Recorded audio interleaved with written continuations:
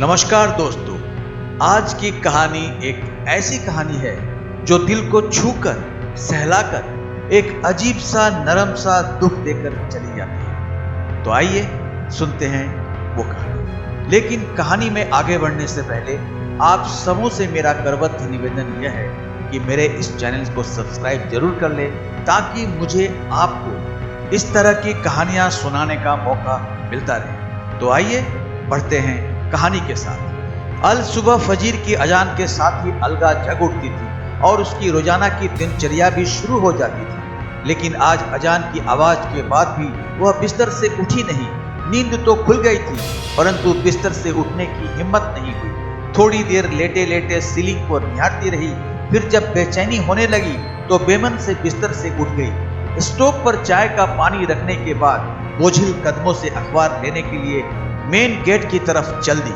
फर्श पर पड़ा अखबार उठाते ही वह चौंक गई। पास ही एक सफेद रंग का बंद लिफाफा पड़ा था। लिफाफे पर लिखा था, सिर्फ अलका दीदी को मिले। आगे पीछे न कोई नाम न कोई पता, डाकघर की सील भी नहीं थी। इतना तो तय था कि कोई व्यक्ति खुद यहाँ लिफाफा डाल कर गया है, लेकिन कौन और क्यों, इसी उधेड़-बुन में जिज्ञासा हुई और तुरंत लिफाफा खोलकर देखा तो एक चिट्ठी रखी मिली।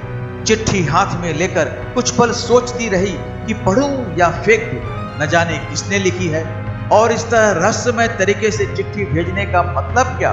बिना पढ़े फेंक दी तो हजारों सवाल जहन में कोलाहल मचाते रहेंगे। एक झटके में उसने चिट्ठी खोलकर पढ़ना शुरू कर दी। प्यारी दीदी नमस्कार, मैं ही वो बदनसीब चोर हूँ जिसने 3 दिन पहले आपके घर में सेंधमारी कर लाखों रुपए की नकदी और सोने चांदी के आभूषणों पर हाथ साफ कर दिया है। अलका को काटो तो खून नहीं। पहली लाइन पढ़ते ही अलका का चेहरा गुस्से से तमतमा गया। पिछले 3 दिनों के दौरान हुआ घटनाक्रम तेजी से आंखों के सामने घूमने लगा। मैं जानता हूँ मेरा यही इकबाले जुर्म आपके गुस्से को 7वें आसमान पर ले जाएगा और थोड़ी हैरानी भी होगी कि एक चोर आपको चिट्ठी लिखने की हिम्मत कर रहा है। आपका गुस्सा होना बेहद लाजमी भी है। आपकी जीवन भर की जमा पूंजी चुराकर मैंने आपके और आपके परिवार के हर सदस्य के सपनों का हरण किया है। कल यानी घटना के अगले दिन आपके घर में हुई चोरी की खबर अखबार में पढ़ी तो बड़ी शर्मिंदगी महसूस हुई। अफसोस भी बहुत हुआ। मेरी इस करतूत से आपकी शादी निरस्त हो गई जो अगले महीने होना तय थी। ऐसा लगा मानो जिस बहन की शादी का सपना मैंने बरसों से देखा था, आज उसी बहन का नया संसार बसने से पहले खुद अपने ही हाथों से उजाड़ दिया। जी हाँ अलका दीदी, मेरी एक बड़ी बहन है दिशा। परिवार में हम 3 लोग हैं, माँ, दिशा और मैं। अपना दुखड़ा सुनाने से पहले मैं कुछ कह देना चाहता हूँ। दरअसल मैं वैसा चोर नहीं हूँ जैसा आपने सोचा है। अपने ऐशो आराम या मेहनत से बचने के लिए मैंने ऐसा शर्मनाक और गैर कानूनी कृत्य नहीं किया है। हाँ दीदी, मैं स्नातक हूँ और फिलहाल बेरोजगार हूँ। पिता का देहांत मेरे बचपन में ही हो गया था। माँ ने सिलाई कढ़ाई और घरों में काम कर हम दोनों भाई बहन का लालन पालन किया और माँ के बलिदान व जुनून की बदौलत ही हम दोनों स्नातक तक पढ़ाई कर सके। फिलहाल किसी छोटी मोटी नौकरी की तलाश में है, लेकिन काफी चप्पलें घिसने के बाद भी नौकरी से महरूम रहा। बड़ी बहन की उम्र शादी के लायक हो चुकी है। उसकी आंखों में शादी को लेकर सजने वाले सपने मुझे साफ नजर आते हैं, लेकिन घर की आर्थिक स्थिति के चलते वह खामोशी धारण किए हुए है। मैंने और माँ ने बहुत प्रयास किए कि किसी तरह यहाँ वहां से पैसा उधार लेकर दिशा की शादी कर दे, लेकिन हर जगह दहेज और शादी कार्यक्रम के अच्छे इंतजाम की डिमांड हमें मजबूर करती रही। और फिर हम जैसों की मदद भी करता कौन है। बेटी की शादी ना होने से माँ भी दुखी रहने लगी है। माँ का दुख और बहन की घुटन मुझसे बर्दाश्त नहीं हुई। इसी जद्दोजहद और पेशोपास के चलते मैंने चोरी जैसे घृणित अपराध को अंजाम देने का दुस्साहस कर डाला। करीब 10 दिन अलग अलग घरों की रेकी करने के बाद आपके सुने घर में चोरी करने का मौका मिला और आपके घर से लाखों का सामान चुरा लाया। मैं खुश था कि अब धूमधाम से दिशा का विवाह कर सकूंगा, उसके सपनों को पूरा कर सकूंगा। साफ है कि चोरी की बात मैंने न तो मां को बताई और न ही बहन से जिक्र किया। हाँ, इतना भर जरूर कह दिया कि अब घबराने की जरूरत नहीं, अच्छा लड़का देखना शुरू कर दो। शादी के लिए रुपये व आभूषण का इंतजाम मैं किसी तरह कर दूंगा।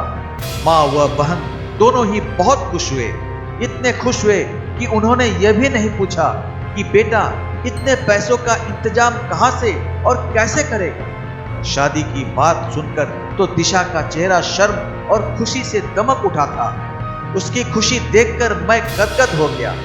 पहली बार एहसास हुआ कि अपनी जिम्मेदारी और कर्तव्य का निर्वहन करना कितना सुखद और मन को आनंदित करने वाला होता है।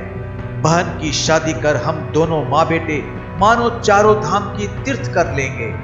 लेकिन क्या एक बहन की जिंदगी उजाड़कर दूसरी बहन की खुशियां खरीदी जा सकती है?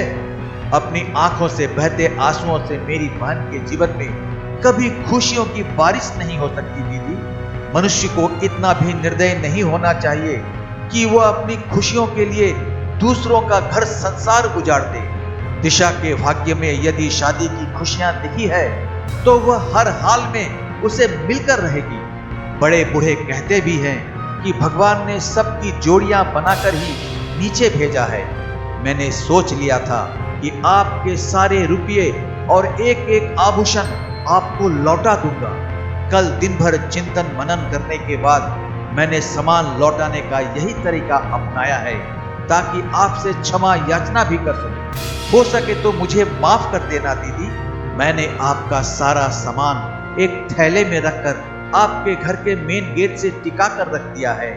जब तक आप सामान नहीं उठाएंगी मेरी नजर उस पर जमी रहेगी ताकि कोई और सामान ना चुरा ले। एक साथ कई तरह के भाव अलका के चेहरे पर आकर धमाचौकड़ी करने लगे।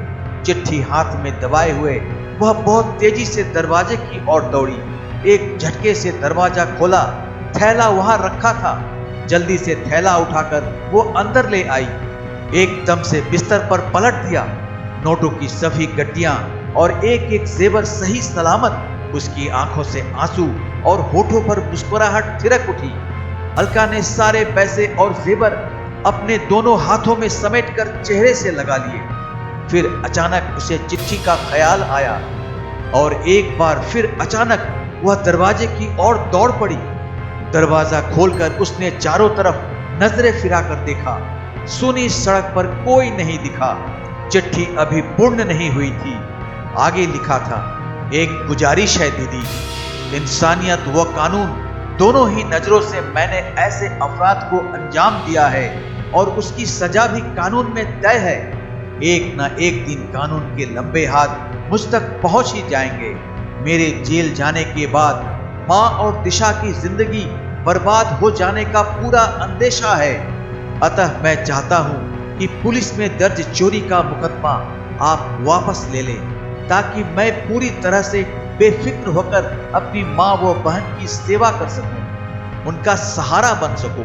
नमस्कार। अलका ने फौरन अपनी मां व अन्य परिजनों को जगाकर सारा किस्सा सुनाया। उनके सामने जेवर व रुपये रख दिए। मां का तो खुशी के मारे रो रो कर बुरा हाल हो गया। सभी ने भगवान का लाख लाख शुक्र अदा किया और ईमानदार चोर की इंसानियत पर अलका ने जेवर और रुपयों का वापस मिलने की जानकारी पुलिस को देकर अपनी एफआईआर भी वापस ले ली। तो दोस्तों, ये है इंसानियत। एक चोर जो अपने बहन की शादी के लिए चोरी करता है और जब उसे पता चलता है कि यह सारी चीजें किसी एक और बहन की शादी के लिए है तो वह मर मिटाकर वो सारा जेवर और सारे रुपये उस बहन को वापस कर देता है। मुझे नहीं, शायद आप सबों को भी पूरा विश्वास होगा कि चोर की बहन की शादी भी बड़े धूमधाम और बड़े पवित्र तरीके से हुआ होगा, क्योंकि भगवान के घर सबका हिसाब बराबर का होता है। तो दोस्तों, ये थी आज की कहानी। कहानी आपको कैसी लगी कमेंट करके जरूर बताना। तो मिलते हैं अगली वीडियो में एक और नई और सच्ची घटनाओं पर आधारित कहानी के साथ। तब तक नमस्कार।